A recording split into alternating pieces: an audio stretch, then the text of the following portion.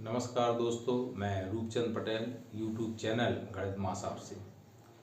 आपको पता है कि हम शिक्षा ग्रहण क्यों करते हैं? देखिएगा, आज हम वो चीज़ सीखने वाले हैं जो हम हर विद्यार्थी के लिए बहुत महत्वपूर्ण है।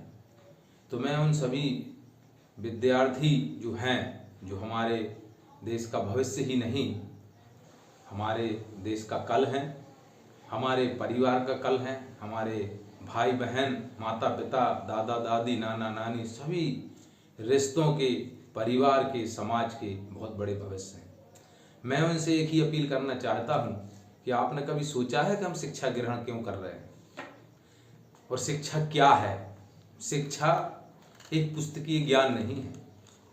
जब आप विद्यालय में जाते हैं और शिक्षा ग्रहण करते हैं तो इसका तात्पर्य ये नहीं है कि हम पुस्तकीय ज्ञान प्राप्त कर लेने से हम शिक्षित हो गए। देखिए, विद्यालय, परिवार, घर, रिश्ते, ये सभी लोग हमें बहुत बड़े शिक्षा ग्रहण कराते हैं।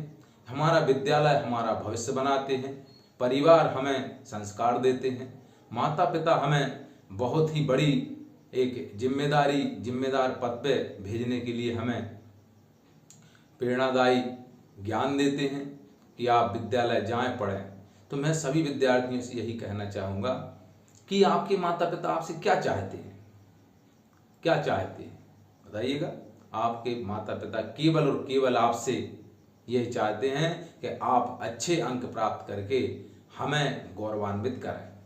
तो मैं सभी विद्यार्थियों से यही कहना चाहूँगा कि अभी आपकी उम्र वो नहीं है कि आप कुछ भी काम कर रहे हैं। देखिए, मैं एक एग्जाम्पल देता हूँ कि यदि आपके माता पिता आपसे कहें कि जाइए बेटा, वो बाजार से आप सब्जी खरीद के लाई, और आप जैसे ही आपके पिताजी आपको पैसे दे देते हैं और आप सब्जी लेने जाएंगे तो आप कहेंगे भाई आलू का भाव दिए, तो वो कहेगा 40 रुपये किलो। हाँ ठीक है, 1 किलो दे दो। भट्टे का क्या भाव है, तो उस हिसाब से आप जो दुकानदार बोलेगा उसी रेट पे आप लेके आ जाएंगे। क्यों?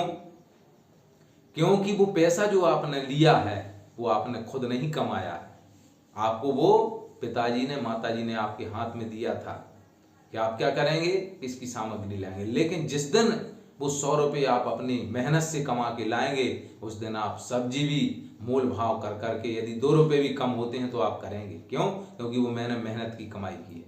तो आपने कभी सोचा कि आपके माता पिता पैसे कहाँ से ला रहे हैं? मैंने तो देखा है बहुत गरीब परिवार कि बेचारे, हमारा जो विद्यार्थी होता है वो अपनी माता से कहता है, पिता से कहता है कि मम्मी मेरे को एक कॉपी चाहिए है, मुझे ड्रेस चाहिए है, मुझे पेन चाहिए है पढ़ने के लिए, अर्थात मुझे कोई भी वस्तु की आवश्यकता है। तो आपके माता पिता के पास कोई पैसे नहीं होते, फिर भी बोलते हैं बेटा हाँ हम ले देंगे। लेकिन यदि एक दिन उनने नहीं ले पाए तो आपको लगता है कि उन्होंने नहीं दिया। नहीं, वो विचार करते हैं, एक साथ बैठ के विचार करते हैं कि हम उसके लिए कैसे व्यवस्था करके सामग्री उसको प्रदान करें। तो देखिएगा, उनके पास पैसे भी नहीं होते हैं तो बगल से, आजू बाजू से उधार लेके उस सामग्री खरीद कर आपकी पूर्ति करने का प्रयास करते हैं। यदि आपके माता पिता से आप फालतू डिमांड मत करिए, जो आवश्यकता है केवल उसी से आप कहिए, और यदि उनको देरी लगती है सामग्री देने में तो आप उनसे ज़बरदस्ती मत कीजिए, क्योंकि आप सोचिए कि वो पैसे कहाँ से ला रहे हैं। मैंने देखा है वो माता पिता जाके दिन भर मजदूरी करते हैं और जब 200, 300, 500 रुपये लेके आते हैं तो उसमें पूरे घर परिवार को पालना होता है, और उसमें हमारे जो पुत्र हैं, पुत्री हैं, उनकी शिक्षा के लिए भी हमें उस धन की आवश्यकता पड़ती है। तो मैं सभी विद्यार्थियों से यही कहना चाहूँगा कि जब भी आप किसी वस्तु की डिमांड करें अथवा सोचें कि मैं क्या लूँ क्या ना लूँ, तो एक बार अपने माता पिता की ओर झांक कर जरूर देखिएगा कि वो किस स्तर से, या जब वो आपस में बातें करते हैं तो उनको ध्यान से सुनिएगा कि वो किस बात पर मंथन कर रहे हैं, क्योंकि पूरा जीवन यापन कैसे चलाया जाए यही उनका मंथन चलता रहता है। तो आपसे केवल उनकी यही डिमांड है कि आप अच्छी शिक्षा ग्रहण करें। तो आप उनसे बेईमानी मत कीजिए, उनकी जो इच्छा है उस इच्छा को आप पूर्ण करिए। देखिएगा, यदि आपके अंदर हौसला है तो आप निश्चित तौर पर उस हौसले पर आगे बढ़ के आप जरूर आगे बढ़ेंगे। तो मैं एक देखिएगा, और मैं उन सभी छात्रों से और छात्राओं से मैं यह भी कहना चाहूँगा कि देखिए, चरित्र जीवन में अति आवश्यक है। यदि आपका चरित्र चला गया तो सब कुछ चला गया।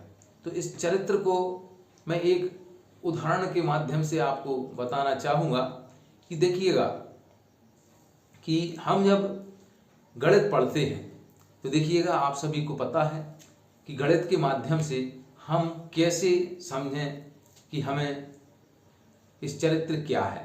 देखिए, समाज में हमें रहना है, समाज में हमें रहना है तो हमें शिक्षित होना अति आवश्यक होगा। जिस प्रकार हमें जीने के लिए भोजन की आवश्यकता होती है, ठीक उसी प्रकार समाज में रहने, चलने फिरने, घूमने के लिए शिक्षा अति आवश्यक होती है। तो आप हमेशा शिक्षा ग्रहण कीजिएगा और पूरी ईमानदारी के साथ कीजिएगा। आप किसी भी प्रकार की कोई बेईमानी करके नहीं। तो मैं आपसे यही कहूँगा कि हमेशा शिक्षा बड़ी ईमानदारी से करिए, अपने माता पिता भाई बहन की सेवा हेतु करिए, बड़ों का सम्मान करिए, छोटों से स्नेह रखिए। देखिएगा, न्यूटन का एक नियम है, तीसरा नियम, कि प्रत्येक क्रिया के बराबर विपरीत प्रक्रिया होती है। अर्थात सामने वाले से आप जिस प्रकार से शब्दों का प्रयोग करेंगे, सामने वाला उसी प्रकार आपसे उन्हीं शब्दों का प्रयोग करेगा। अर्थात यदि सामने वाले को आप गाली देते हैं तो वो भी आपको गाली देगा, परंतु यदि आप सामने वाले को अभिवादन करेंगे तो वो आपसे कहेगा कितना अच्छा बेटा है। तो देखिएगा, हमें बड़ों का हमेशा सम्मान करना है, छोटों से स्नेह रखना है और शिक्षा हमें बहुत ही अच्छे से ग्रहण करना है। तो आपको ये भी ध्यान रखना है कि हम किसी प्रकार की जो हमारी जिम्मेदारियां हैं घर की, उनको भी हमें साथ में निभाते चलना है और काम करना है। तो देखिएगा, हमें किस जोश के साथ काम करना है। देखिएगा, आप सामने लिखा हुआ है कि लाख दलदल हों पांव जमाए रखिए, लाख दलदल हों पांव जमाए रखिए, हाथ खाली ही सही ऊपर उठाए रखिए। कौन कहता है छलनी में पानी नहीं रुकता, कौन कहता है छलनी में पानी नहीं रुक सकता, बर्फ बनने तक हौसला बनाए रखिए। तो मैं सभी विद्यार्थियों से यही अनुरोध करूंगा कि आप हमेशा ईमानदारी से पढ़ते रहिए, शिक्षा ग्रहण करिए, अपने माता पिता भाई बहन की सेवा हेतु आप प्रेरित होइए और उनकी सेवा करिए। ठीक है।